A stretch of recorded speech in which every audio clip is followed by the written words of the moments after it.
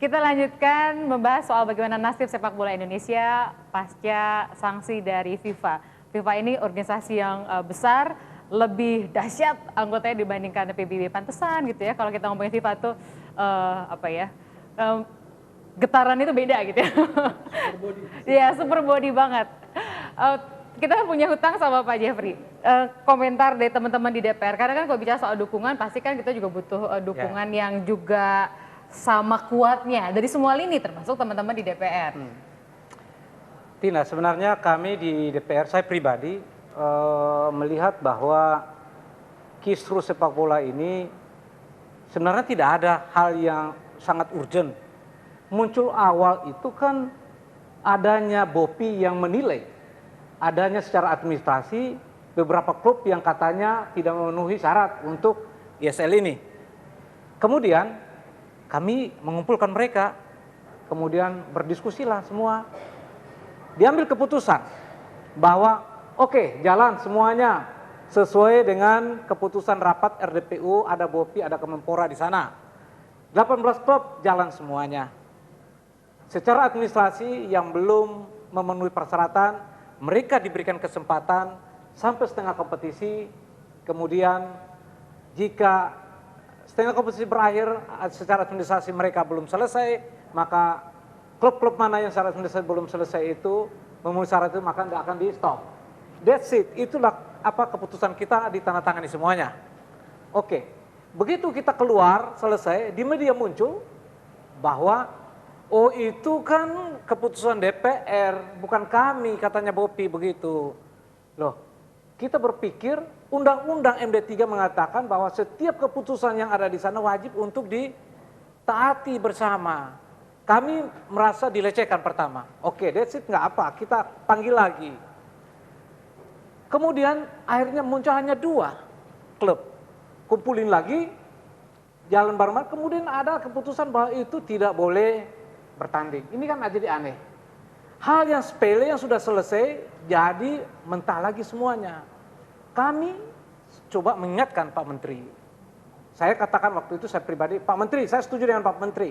Pembinaan sepak bola Indonesia, kita sangat setuju. Saya pribadi belum bangga dengan prestasi. Memang ada apa namanya U19 ya, waktu Pak. Ada perbaikan lah, ada. Sudah mulai ada prestasi. Kita tidak ada kebanggaan, tetapi cara Bapak menangani PSSI ini saya kira ada salah. Ada yang salah pada diri Bapak atau pada diri orang yang membisikin Bapak. Saya katakan seperti itu. Pak Menteri, tolong hati-hati karena ini hajat hidup orang banyak. Saya katakan begitu. Bapak tadi mengatakan bahwa ini sebetulnya urusannya nggak rumit gitu ya? Nggak rumit sebenarnya, kalau ada kemauan. Saya bilang ini ada kemauan dari kalian semua. Menyelesaikan masalah ini. Kalau memang ada niat, itu kan sudah selesai. Sudah setuju kita di situ sama-sama, kita udah tanda tangan bareng-bareng, udah angkat tangan, setuju semua. DPR sudah, sebagai wakil rakyat, bagus ya sudah selesaikan masalah semuanya. Tanya Ketua BOPI, tanya teman-teman PSSI, udah selesai semuanya. Tapi justru pemerintah, saya menuduh pemerintah ini memang sengaja untuk saya tidak dalam posisi membela PSSI. Ingat, saya melihat apa yang menjadi kenyataan kami di Komisi 10. Jadi ini bukan pembelaan terhadap PSSI? Tidak, saya tidak membela. Kenyataan apa yang terjadi selama ini yang saya rasakan dan saya ketemu sendiri. Tapi gini, walaupun bukan bela PSSI tapi sama-sama menyerang pemerintah gitu lah ya Pak. Saya ke Mas Yusuf lagi. Mas Yusuf. Saya belum selesai, saya mau kasih tahu begini. Sedikit lagi, saya pengen cepat konfrontir sama Mas Yusuf. Saya mau kasih tahu bahwa kisruh ini sebenarnya juga saat yang tepat kalau Pak Menteri mau taat hukum, dalam artian ada keputusan selah. Ini kita singkatkan aja. Ada PT UN, ya. Atau Pak Menteri punya niat baik untuk datang diundang oleh Komisi 10 untuk datang. Kita pada saat itu sudah bilang, oke, kita yang pasang badan. Kita katakan, oke, Pak Menteri cabut surat itu supaya tidak dikenakan sanksi. Katakanlah bahwa ini ada permintaan kami di Dewan. Itu kan dia bisa berlindung dalam tanda petik, berlindung. Tapi Pak Menteri itu tetap bersekuku dengan keputusan beliau. Walaupun sebenarnya sudah datang ke Pak JK. Pak JK sebagai orang yang kita hormati bersama sudah menyatukan itu dan kita sudah sangat senang. Oh, sudah selesai ini dengan adanya pendekatan dari Pak JK. Tapi 2 jam kemudian kita kecewa kembali. Wah, ini mentah lagi nih setelah ketemu Bapak Jokowi. Saya berpraduga bahwa Pak Jokowi itu hanya mendengar sebelah saja. Mendengar, tidak mengikuti proses dari awal sampai terakhir. Baik, Mas Ya. Yusuf, ini poinnya adalah menarik nih. Menteri itu hati-hati salah atau yang bisikinnya salah. Kemudian presiden itu dengernya sebelah aja nggak ikutin proses. Intinya saya menangkap Pak Jeffrey ini melihat pemerintah kita tuh nggak ngerti apa-apa, tapi bikin keputusan gitu, Iya. Mas Yusuf. Saya rasa ini perlu diluruskan. Pertama, jadi bahwa pemerintah tidak menghormati keputusan dewan, menurut hemat kami ini adalah jelas tidak tepat. Kenapa dikatakan tidak tepat? Kita tahu memang benar apa yang dikatakan bahwa satu keputusan dewan adalah sama merupakan satu pelaksanaan dari undang-undang tadi sudah sebut, undang-undang MD 3, jelas pemerintah sangat menghormati. Hanya saja di dalam tataran sikap dan kebijakan yang diambil oleh Bapak Menpora adalah semata-mata kebijakan di dalam melaksanakan undang-undang. Dalam hal ini Undang-Undang Nomor 3 Tahun 2005, Menteri sebagai penanggung jawab sistem keolahragaan nasional.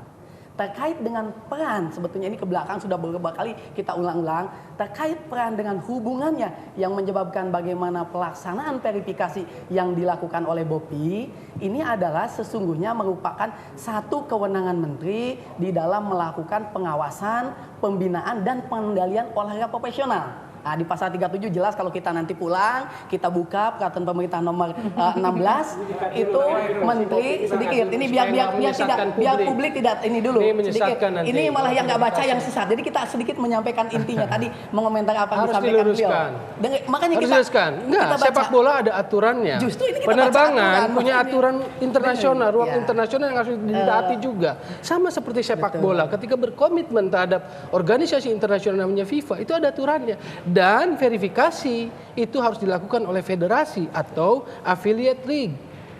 Liga, dalam hal ini PT Liga. Jadi BOPI dalam hal ini body, badan yang ada di government, di pemerintah, di Menpora tidak punya hak sebagai verifikator. Baik, Tapi kita kalau luruskan dia sedikit mensupport ini. itu upaya itu ke arah yang lebih baik, saya setuju. Tapi kalau menjadi verifikator tidak ada aturannya itu. Itu yang jadi titik awal mula kronologis. Jadi jangan diterusin, nanti publik sesat. Jadi ini boleh. justru kita daripada nanti tambah sesat apa yang dikatakan Bang Welly, mungkin beliau belum membaca secara utuh. Jadi Bukan. yang dimaksud ada hukum dengan negara, verifikasi. ada hukum dengan organisasi internasional. Baik, kita sekarang satu-satu. Sekarang Makanya saya kira kesempatan dengerin siap. Mas Yusuf, hukum Baik. negara. Tadi kita sudah sepotong. Verifikasi soal bilangnya hukum. juga, bukan verifikasi FIFA. Jadi jelas kita Jadi, bicara dulu serius. Ya silakan, Ya, Mas Yusuf iya. dulu. Jadi gini, ketika BOPI diberikan kewenangan oleh menteri untuk melakukan itu adalah jelas di dalam pasal 37 di dalam hal pelaksanaan pengawasan dan pengembangan serta pengendalian olahraga profesional, menteri dibantu oleh badan yang mandiri, Badan Olahraga Profesional Indonesia. Itu Kalau pasal kita 87, lihat Mas. pasal 37 Undang-Undang PP SKN. nomor 16 PP 16. itu pendelegasian dari pasal 87 ayat 3. ya. Mohon izin Bapak. Yang kedua, selanjutnya adapun kriteria. Tadi Bang Welly, apakah ini merupakan inventarisasi hasil dari kriteria-kriteria BOPI Itu yang membuat FIFA menegur kepada kita bahwa makanya ini berikan kesempatan biar itu yang jadi pasal Monggo, silakan. intervensi. Nah, dengerin dulu Itu yang makanya menjadi biar intervensi. lurus. Di dalam surat pipa ada penafsiran bahwa additional kriteria, ada penambahan kriteria yang dilakukan oleh BOPI. Padahal di dalam kriteria-kriteria adanya SIU, Badan Usaha Kewajiban Bayar Pajak dari itu adalah ada di AFC, Licensing Regulation, ada di FSC, ada itu. Oke. Dan di undang-undang kita di pasal 90 ada semua. Ya. Jadi tidak tumpang tindih sesungguhnya. Ya. Ini yang perlu diluruskan kepada publik. Itu Ya, kan yang pertama. pakai sudut Krims. pandang masing-masing nih. Ya. Jadi asosiasi ada sudut pandangnya, Betul. negara merasa punya sudut Ya. pandang begitu Ya. ya. Saya, Ke Pak Jeffrey. saya mau jelasin juga begini. Betul. Apa yang disampaikan saudara Yusuf itu kan normatif. Ya, Iya. memang aturannya seperti itu. Kan betul. Kalau kita mau berdebat ini masing-masing sudut pandang Tinggal mempertahankan jelaskan. masing-masing. Betul. Tapi kalau kita mau gali, apa sebenarnya terjadinya hal ini? Mengapa terjadi? Kan yang paling saya bilang sederhana sekali. Kalau memang mereka itu mau dengan jiwa besar, mau niat baik untuk pembinaan, oke kita pembinaan. Saya katakan begini, saya setuju pembinaan, tapi pembekuan PSSI itu salah, satu langkah yang salah. Kenapa Pak? Pengurus baru Pak, baru dipilih secara demokratis. Berikan mereka kesempatan dulu untuk bekerja. Sekali lagi saya tidak mengenal ketua yang sekarang, ketua PSSI.